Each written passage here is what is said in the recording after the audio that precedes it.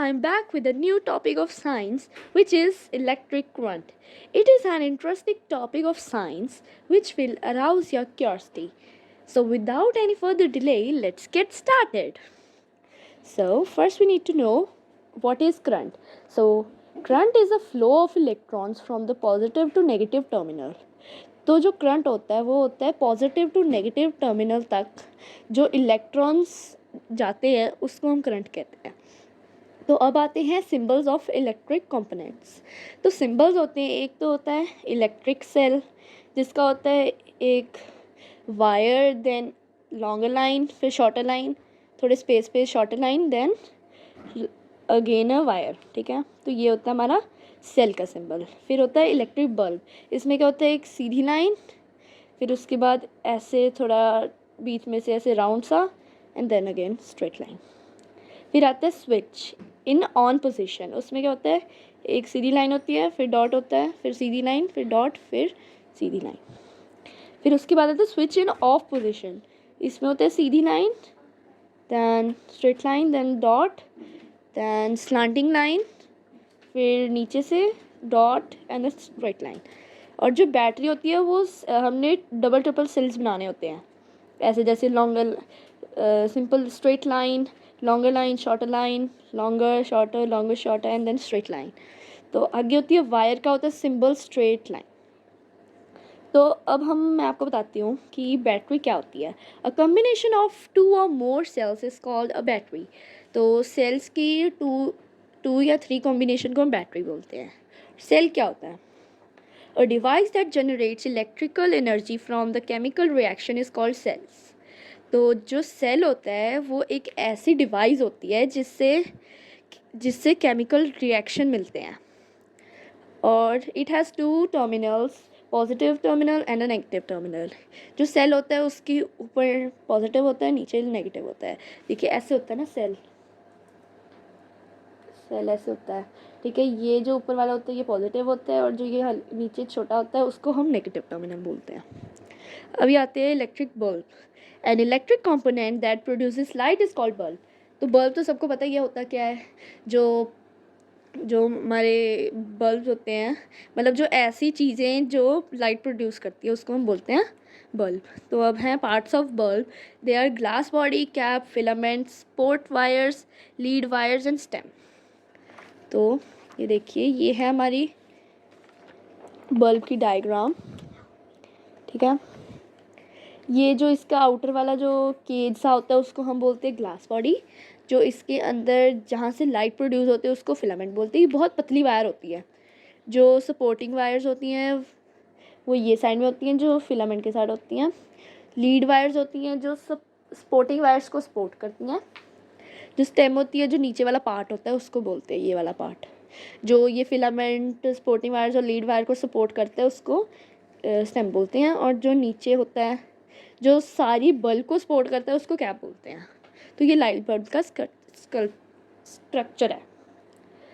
तो करंट तो मैंने आपको बता दिया क्या होता है. अब आते हैं, आई होप कि अब आपको ये सब समझ आ गया हो. Move on to the next topic. तो वो है इलेक्ट्रिक सर्किट. ठीक है, तो रिक्वायरमेंट्स होती हैं इलेक्ट्रिक सर्किट के लिए. सेल या बैटरी. आप बैटरी यूज़ कीजिए क्योंकि वो ज़्यादा अच्छी होती है उसके लिए, वो ज़्यादा पावर देती है. फिर होता है स्विच तो ऑब्वियसली चाहिए. एक होता है इलेक्ट्रिक बल्ब.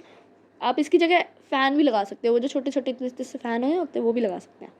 फिर होता है एक बोर्ड जिसके ऊपर आपने सारा सर्किट बनाना है. और होती है वायर्स तो या ऑब्वियस है. ठीक है, तो इलेक्ट्रिक सर्किट थ्रू डायग्राम. तो a close circuit has the switch on position. तो ये हमारा होता है बल्ब, ये होती है बैटरी या सेल, ये होता है हमारा स्विच, और ये बाकी सारी वायर्स, और जिसके ऊपर ये बना होता है उसको कहते हैं बोर्ड. तो जो क्लोज सर्किट होता है उसमें स्विच जो होता है वो ऑन रहता है हमेशा, तभी बल्ब ग्लो करता है. तो जो ओपन सर्किट होता है इसमें जो स्विच है वो हमेशा ऑफ रहता है. And open circuit has switch on off position. तो ये उसकी डायग्राम है. तो अब हम आते हैं मेन टॉपिक पे जो है इलेक्ट्रिक बेल. तो इलेक्ट्रिक बेल बेसिकली इलेक्ट्रोमैग्नेट पे काम करती हैं. तो इलेक्ट्रोमैग्नेट क्या होता है. When electric current is switched off and coil loses its magnetism is called an electromagnet. तो जब एक पीस होता है उसकी, जैसे मान लो ये है एक आयरन की एक चीज़ है, इसके ऊपर हमने कोई वायर लपेट दी तो वो ये बन गया कॉइल। ठीक है, जब करंट बंद हो जाता है और ये जो कॉइल है इसकी जो मैग्नेटिज्म ख़त्म हो जाती है उसको हम इलेक्ट्रोमैग्नेट कहते हैं। फॉर एग्जांपल, जो electromagnet in front of JCBs iron picking ball, तो जो बॉल होती है उसकी ऐसे ऐसे मान लो ये जेसीबी है। ठीक है, जेसीबी के सामने ये बॉल है। ठीक है, ये जो बॉल है इसके अंदर इलेक्ट्रोमैग्नेट फिट है। जैसे हम चाबी लगाएंगे उसमें तो वैसे ही ये जो बॉल है ये आयरन की चीज़ें कूड़े में से खींच लेगी, अपनी तरफ अट्रैक्ट कर लेगी। तो अब आते हैं working of an electric bell. When the switch is turned on, the electric current flows from the negative terminal to the positive terminal. When this current passes through a coil of wire, the iron bar acts as an electromagnet. The electromagnet attracts the soft iron towards itself, and the striker hits the gong so hard that ding dong sound is produced. तो इसमें क्या होता है, जैसे switch on होता है जो current है वो negative terminal to positive terminal जाता है। जैसे ही वो जो कॉइल के बीच में से जाता है ना करंट, तो वो जो आयरन की जो बार होती है वो इलेक्ट्रोमैग्नेट की तरह एक्ट करती है, और ये जो सॉफ्ट आयरन होता है ये अपनी तरफ अट्रैक्ट करता है। तो जो ऊपर उसका ऐसे स्ट्राइकर होता है वो गोंग को बहुत जोर के बजता है, तो डिंग डोंग की साउंड प्रोड्यूस होती है। तो ये है इसकी इलेक्ट्रिक बेल का स्ट्रक्चर। तो देखो ये कॉइल है हमारी, ये सॉफ्ट आयरन है, ये गोंग है, ये स्ट्राइकर है, ये बैटरी है, ये स्विच है।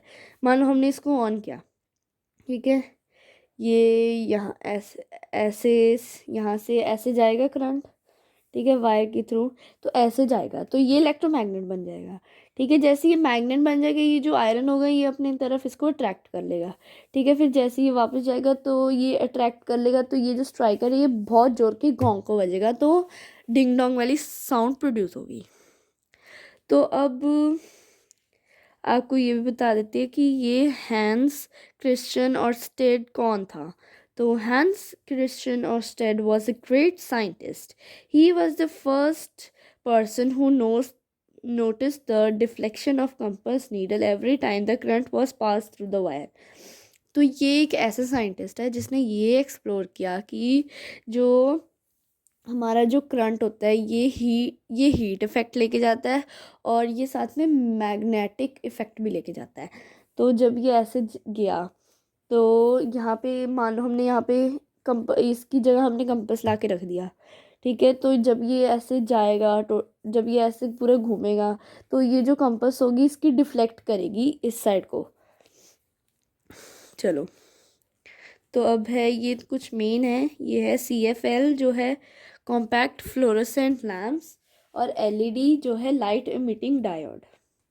ठीक है, LED बल्ब जो होते हैं वो ना CFL से ज़्यादा प्रेफर किए जाते हैं क्योंकि CFL ना हीटिंग इफेक्ट भी लेती है, और ये जो LED होते हैं ये कम इलेक्ट्रिसिटी के साथ ज़्यादा लाइट देते हैं, इसलिए LED CFL से ज़्यादा यूज़ किए जाते हैं। तो अब आ जाते हैं हम फ्यूज़ेस पे। फ्यूज़ेस क्या होता है?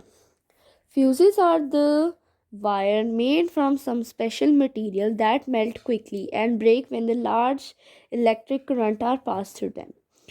तो क्या होता है कि जैसे मान लो ये फ्यूज़ है, तो फ्यूज़ में क्या होगा, यहाँ पे मान लो वो लगी हुई है, वायर लगी हुई है ऐसे बीच में, तो जब मान लो इसके बीच में से ज़्यादा हैवी करंट निकल रहा है तो ये टूट जाएगी वायर, और फिर ये इलेक्ट्रिक करंट जाना बंद हो जाएगा। ठीक है, the fusion of an electric bulb और LED lights is also called a fuse. तो जो इलेक्ट्रिक बल्ब और LED लाइट का जो फ्यूजन होता है उसको भी फ्यूज़ कह सकते हैं। Nowadays in houses MCB is used. If there is a large current, the MCB switch turns down itself. तो आजकल क्या होता है घर में ना, MCB यूज़ किए जाते हैं, मिनिएचर सर्किट ब्रेकर। इसमें क्या होता है, ये कुछ ऐसे होते हैं, ऐसे एक बॉक्स सा होता है, ठीक है, उसमें ऐसे स्विच से लगे होते हैं। मतलब इसका ना ये जो नीचे का होता है, मतलब ऊपर को होता है हमेशा। मान लो यहाँ से ज़्यादा हैवी करंट जा रहा है, लार्ज करंट जा रहा है, तो ये अपने आप डाउन हो जाएंगे, ठीक है। और हर एक रूम का अलग अलग MCB का स्विच होता है, ठीक है। मान लो मैं जिस रूम में ये वीडियो शूट कर रही हूँ उसका वहाँ पे ज़्यादा करंट आ गया, तो वो जो MCB होगी वो अपने आप ही डाउन हो जाएगी।